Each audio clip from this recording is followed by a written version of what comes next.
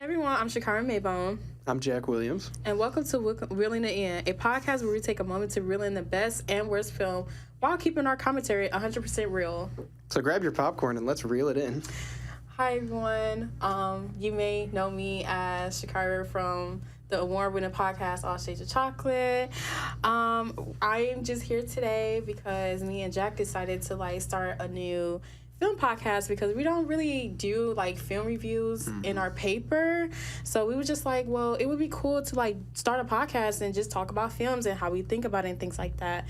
So yeah, what's your taste in films and movies? I'm really into everything. There's nothing I think I won't watch, and I think I tend, for me at least, I tend to go through phases. Like there was a phase over the summer I had where I just watched, I called them boy movies. Yeah. Because it consisted of, I watched the entirety of the Terminator franchise. Ooh, okay. I watched it I watched the Hellboy movies and all this other things, but I'll go through those phases. But right now, I don't really know. Right now, I've just kind of been everywhere. Yeah, it's same for me.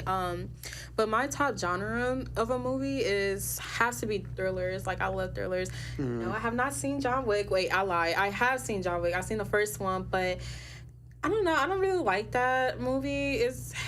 I don't know. It just couldn't really get me going, to be honest. What was the violence or? Yeah, I don't know. It was just kind of too slow, honestly. But yeah, other thrillers I like. I like comedy. A good rom-com here and there, when I'm not in my feelings. I love rom-coms. Yeah. What's your favorite? I have been on a rom-com kick, actually. So I got into... I feel like everybody has lately. Yeah, it was in the last month or so. Right around the corner. Mm-hmm. Yeah. But I got into... I watched Serendipity, if you've seen that one. No, I haven't heard of. It has John Cusack, and I forgot the other actress. But basically, they meet, and they kind of decide that they're not actually... or that they... She kind of talks about fate and all this other things, and she's like, okay, well, if we're meant to be together, then the world will kind of bring us together. And they sort of have this moment where they each go into an elevator, and it's if we click the same floors, then we're going to be together. Yeah, that's so cheesy. And they do click the same story of the building, but then a kid comes into John Cusack's elevator, and it kind of messes it up. So they don't end up meeting, and the whole movie is just them kind of almost meeting, and then eventually at the end, there's obviously that moment where they finally meet. But yeah, I just love it's so cute and just charming, and yeah. I feel like we don't get enough of those movies often anymore. And it was a very distinct period, I felt in the early 2000s where we got these very charming rom-com movies that 13 Going on 30, if you've ever seen that one. Yeah. That's a good one. Love Actually, I don't know when that came out. I think it was part of that sort of era. I think Love Actually didn't that come out in 20? Let me just do my research. Yeah. Because that's kind of top notch. I felt for 2003. People say it's top notch. For me personally, I don't know.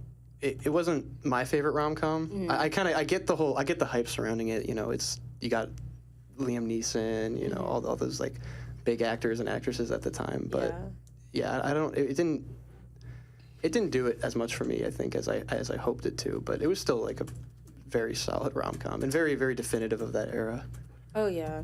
So I know you told me, a little bit more about, your taste in film, more specifically, war movies. Can you talk more about that? War movies? Yeah, Yeah, I just, the war movie, it was more anti-war movies, because I remember... Anti-war. Well, first, I had watched this video essay back when I did that in high school, but, I don't do that much anymore. But I had watched this video essay about... this guy kind of talking about how there's no such thing as a real anti-war movie. And he used this quote from, I believe it was Gene Siskel. He was kind of on the same par as Roger Ebert. They were both, I think they were friends, and they kind of he was very big in the film review and sort of literary film as literature community. But he had this sort of notion, I think he was talking to Francois Truffaut, and they were kind of talking about how the true anti-war film does not exist because film kind of relies on spectacle. You have to have a hero to believe in, right. And there has to be some kind of thing for the audience to find exciting in a film, and that just goes against the notion of an anti-war film because ideally an anti-war film is saying war isn't exciting. There's no spectacle about war. Right. So when you combine this medium, which is sort of almost all about spectacle, with a sentiment that's like anti-spectacle. It doesn't work. And so this was in high school, actually. I did a project in this film class, kind of looking at all these films, and I really did get the point. Like, if we look at like Saving Private Ryan, for example, I feel like a lot of people are like, yeah, this kind of portrays the horrors of war. Like, this is just like shows that like war is awful. But then if you really look at it, you know, there's characters to believe in. You know, there's heroes, there's heroic scenes where like there's sacrifice and all that. Right. It's like basically get the audience to emphasize with like the characters. Is that what you're saying? Yeah, exactly. And it's, you know, and that goes against this like anti-war notion. And I think what a lot of people tend to think of is that opening scene, if you've ever seen it, where it's you know, D-Day and it's bloody and everyone's just dying left and right, and I think people tend to point to that, but then they forget about like the latter half of the film, which is just like it kind of goes into like a typical war movie, especially that scene with the bridge at the end where they're like, all right, we're just gonna like defend this. And I think people also tend to forget that the opening and closing shots of that film feature just a waving American flag. Right. And it's like, okay, well, is that really, what are we saying about war? What are we saying about patriotism? You know. But aside from that, I think I never really reached a definitive conclusion about like this is anti-war or this isn't. I think because a lot of films do feature like a hero to some extent, but I think one of them that really kind of went against that notion was The Thin Red Line. It was a film directed by Terrence Malick where there really isn't a main character. I really like Terrence Malick's. It has a lot. It has I think Adrian Brody's in it.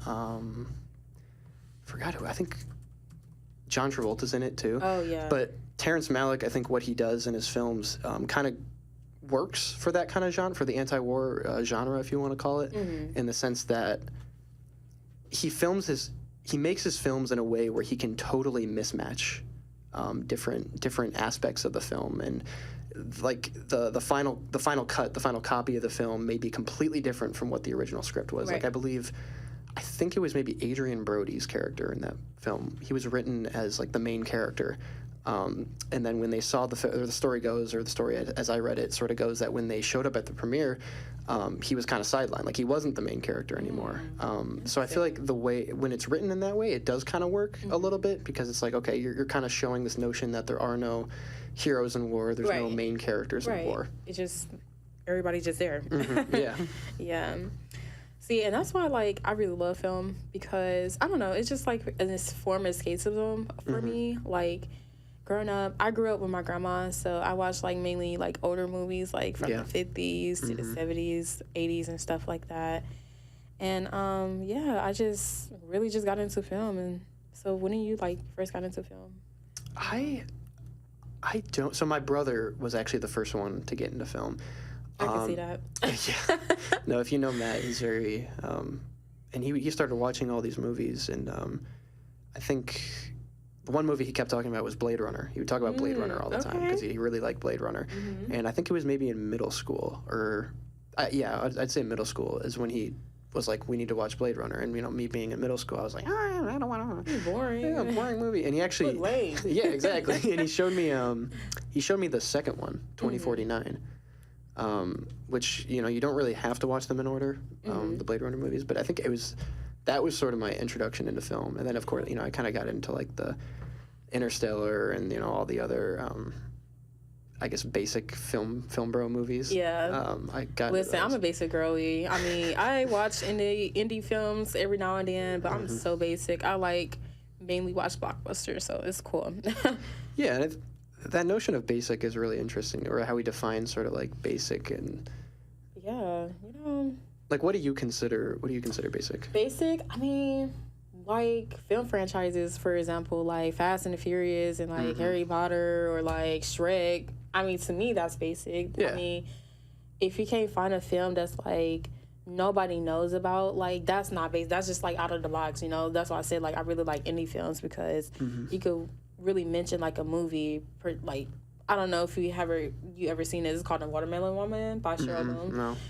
Exactly. So So it's just like that's how I identify like the basics from the out of the ordinary, I guess. Yeah. Yeah. And I feel like sort of people tend to get into this headspace that because a film is considered basic or it's a blockbuster, that it inherently has less value, or we can't talk about it in certain regards. I see it with film, I see it with literature, more so with literature, the idea that something like, say, like a YA novel, like The Hunger Games, is somehow subject to less criticism than Dostoevsky or something like that. When really it's not, because every piece of literature, whether it be film, a novel, poetry, I think it's all subject to the same amount of criticism.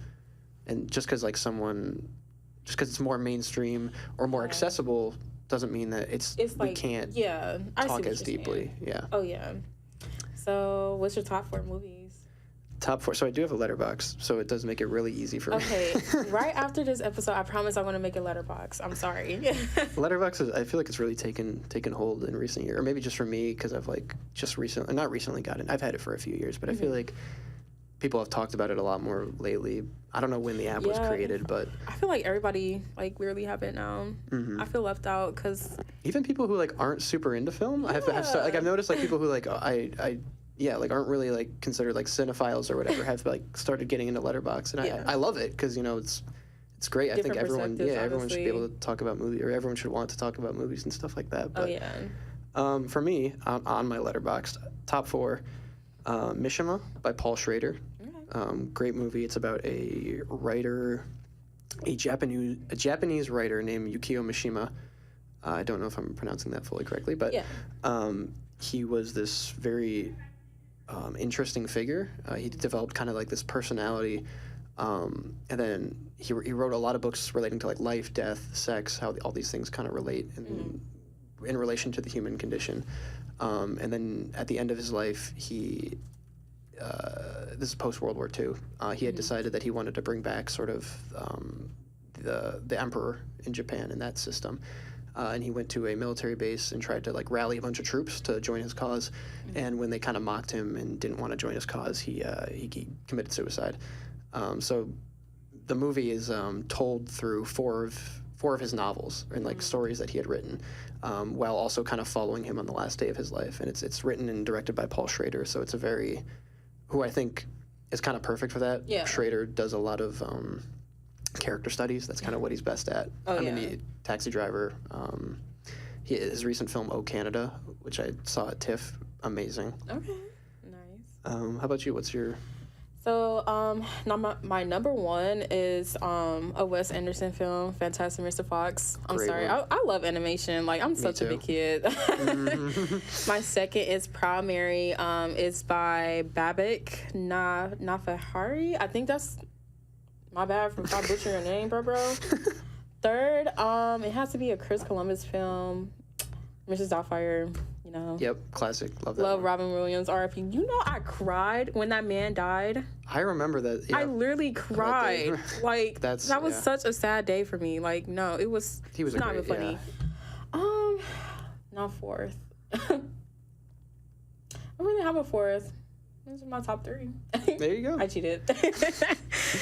On the note of making you cry, well, first of all, Mishima, I feel always gets me. Yeah. It's not necessarily a bad film, or a sad film. Sorry, but the ending is just it's so beautiful. Oh yeah. The way the whole scene is done.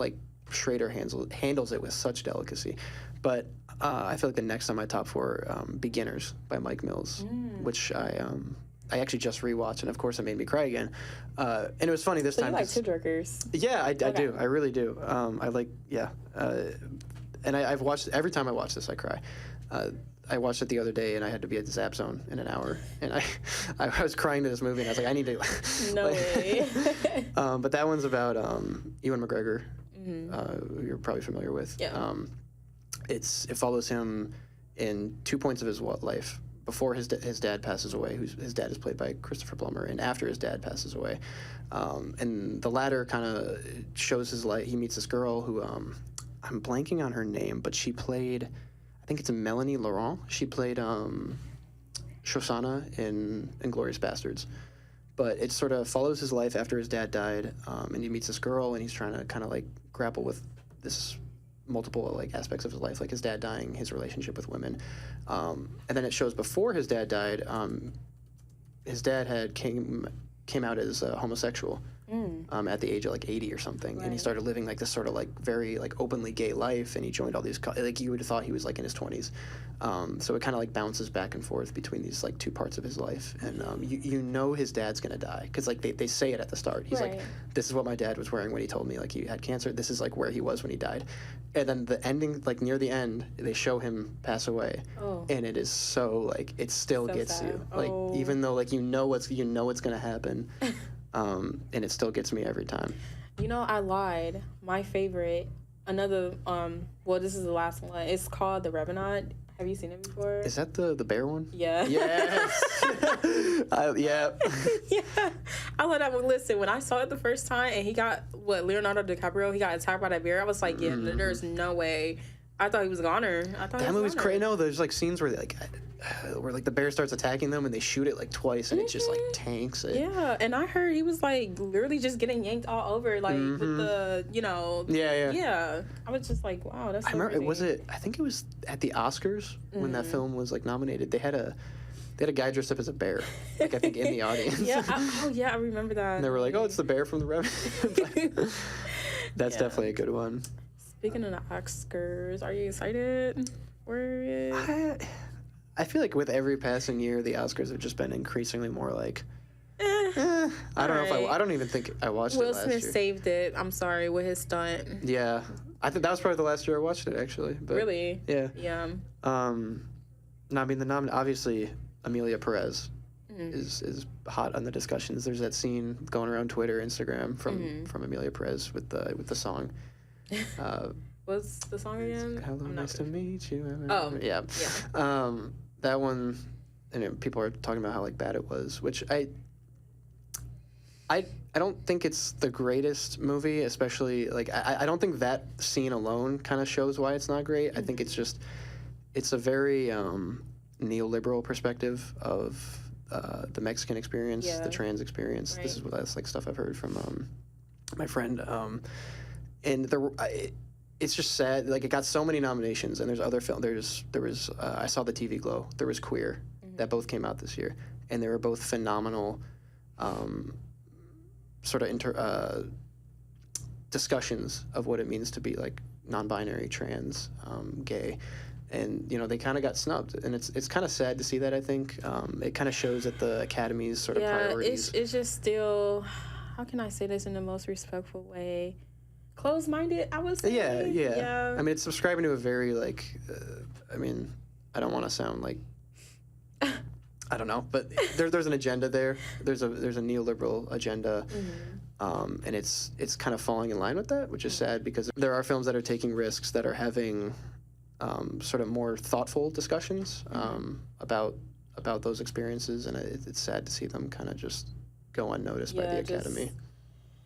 Yeah, and I think that's why a lot of people tend to like stray away from the Academy Awards because, like, well, of course, speaking from like a Black person, you have like all of these Black actresses such as Viola Davis and Angela Bassett, who work just do not get recognized. Like, I personally feel like, and I'm not even being biased, obviously, you know, I really legit feel like they done some great work. Like, they catalog is so long, like. It's just like so annoying, honestly. Yeah, I mean I think there were some great nominations that were saying. It's like Dune was great. Obviously, Wicked was amazing. We saw Wicked together. I'm surprised. You know what? I'm surprised that's not on here. Challengers. Do you think it's award-winning? Yeah, and I think it was 100%. That I mean, because that came from the same director as Queer. And it sucks to see him get. You know, he's one of the great directors of our time. I feel like he's kind of this like Call Me by Your Name, Queer. He did Bones and All, right? He's clearly establishing himself, and we're the fact that like we're not sort of recognizing that this year is kind of upsetting. So nuts. Yeah, I mean. First of all, I didn't know people bet on the Oscars. Like, I just found that out too. People were talking. Crazy. My friend texted me, and then what did that look like? Like, what's the process? Do you know? I don't fully know. I mean, I just assume you put money on what films you think are going to win or lose. I don't know how. So it's basically just like. I don't know how the return would look on that, but I might try it out this year. I don't know. Probably not. Probably not as crazy. That's a very, because I mean, you always hear about sports betting and stuff. Yeah. But I mean, I guess it's just as, like, you have just as much of a chance of winning money as you do, like. No, I did not watch, like, some of these films. Mm-hmm. I heard about The Substance. It sounds really Substance good. was really good. It's good? Okay. Very, I don't think. Well, you know, my money's going towards Wicked. I'm sorry. Yep. Wicked, I think, deserves, and I loved what Wicked did. I think that I see a lot of people talk about sort of the death of the movie musical, or this idea that, like, we don't see him like we used to, but back in, like, the 50s, 60s, and stuff like that. Yeah. I think Wicked very much showed that if you adapt a musical from the stage, you can do it in a way where it's different. I think if you compare this to, like, Mean Girls was just like a copy. Like, you just put Mean Girls on a screen and, like, or the Mean Girls musical on a screen and kind of called it a day. Not that, it was a bad film by any means. I think it was great. But Wicked, I think it takes the parts that you can't do on stage, that you would want to see done differently in a film, and it did that. Like the flying scenes, it gave more time on certain scenes. Like you obviously can't do that in a musical because if it's gonna be too long. You only have really one perspective, and obviously the difference between film and the stage is you can kind of force the audience to look in certain places. I think the director really did a good job at, like, doing that, and I think we need to. I hope he sets a precedent for, like, what we see from movie musicals in the future. Oh yeah, you was a theater kid, weren't you? I was a theater kid. Interesting. I didn't grow up, like, watching a lot of theater. Me either. Not really. I really want to. I need to. And we have such a great, like, the Wharton Center is such, like, a great thing that we have here. Actually, we are going to do that. We're going to have a segment, or not a segment, just an episode where we've seen a play, we come back, and we just talk about it. We should. I mean, the Wharton Center, because they have the traveling Broadway groups, which is, like, so. We should be, and we have the student tickets, which is, like, real cheap. Like, I need to be capitalizing on that more, because like there was some good. There was I think Chicago's coming, and, like, Les Mis was here. Oh my gosh, Chicago! Yeah, exactly, right. That's like, we need to. I love that. I need to be capitalizing on this. And yes, and then MJ. I'm so sad about Michael Jackson. I heard about it. Yeah. What about it? He getting delayed because I guess now it was some miscommunication about one of the allegations, his past allegations and stuff like that, and his estate didn't sign off, like, contracts saying that it could be talked about. Yeah, it's just such a mess. So, like, now it's getting delayed because it was supposed to come out, like, in April this year, but now it's getting delayed into, like, October. But now even that's going to be delayed, and I'm, like, so irritated because it's just like, come on now. I think I think we need a Michael Jackson movie just because of, like, the narrative that's been pushed about Michael Jackson. Yeah, like, we have some, like, we have the American Dream, Jackson 5, and then I'm not gonna hold you up. The Michael Jackson movies they tried to make was terrible. It was terrible. It was low budget. Yeah. It was giving, no offense, Tubi movies. Now, don't get me wrong. I love Tubi movies. I love Tubi. Tubi's so funny. Yeah. But I just feel like this one is gonna hit so different because you could just tell that, like, they just put a lot of thought and effort into this film and not trying to make MJ, like, the bad person. And so much of, like, what you hear about him nowadays is just, like, trying to, like, make him out to be a bad guy, which, there's a lot of stuff out there about how he actually wasn't, and, it's I think there's a lot of people arguing about that. Yeah. There's a lot of discourse about whether or not he was, like, a bad person. Yeah. I think we do need a film that kind of just focus on, like, his artistry, really. So yeah, and also I think there is value in showing that, like, hey, like, he wasn't really given a childhood, and that did affect how he grew up and sort of went about the rest of his career and stuff like that. But I would also be excited to see that. Oh yeah. Yeah. I just can't wait for this, continue this podcast. Yeah, me too. I'm really excited. Even though I'm graduating this semester. So I'm just gonna, have fun with this. Really glad to be here. Are you glad? I'm really excited. Yeah. Okay. I'm stoked, man. Yeah. So, like, what's on your watch list as of now? Do you know? Oh wait, this is where Letterboxd one of them days comes in. Yep, I gotta see that. I still haven't seen it. I was supposed to see it over the weekend, and then it kind of slipped. Better Man, gotta see that. Obviously, The Brutalist. I still haven't seen that yet. Better Man. My friend saw it. She said it was amazing. People have been kind of not wanting to see it just because obviously Robbie Williams isn't very well known in the United States and stuff like. I mean, I didn't know he was when the movie came out, but it looks like a very creative way to tell a biopic. Other than that, I'm Still Here. I don't know if that. I was looking at it earlier. I don't know if that came out yet or if it's. I'm Still Here. Maybe I'm Still Here. Yeah, it's. I forgot who it was by the same. I think the director also did Motorcycle Diaries. Oh. The biopic on Che Guevara. So I need to see that at some point. I just don't know how I'm gonna see it. And yeah, I think I had some more rom-coms on my watch list too. Already. Yeah, I was seeing stuff, but then there was no like where to see there's no show times, and then I couldn't find it on streaming. It was wait, yeah, it came out like the 17th. So. Right, yeah. But that's But it's not interesting. showing And it's a anywhere. nomination too for Best Picture. Yeah. It's like because I was like I saw a I went to see The Count of Monte Cristo, which by the way, it's like 3 hours, but amazing. It's worth it. Great. It's in French too, but it's amazing. Like I'm telling you, films. Oh my gosh. it's one of those movies where you watch it and you just kind of like forget you're watching a movie that's 3 hours and also in French. Like, loved it. And actually, it came out when I was in France. I just didn't go see it because my French isn't that good. So I wanted it to come out with the subtitles and everything. But no, I saw it at an AMC. Great movie. I can't wait for 28 years later. That I need to go back and watch the first two before I see that. But yeah, I'm excited to get talking about stuff. Oh yeah. Well, gonna with be a that good being time. said, this is Really Into It podcast where we just talk about like film, all that good jazz, and yeah. Have a good one.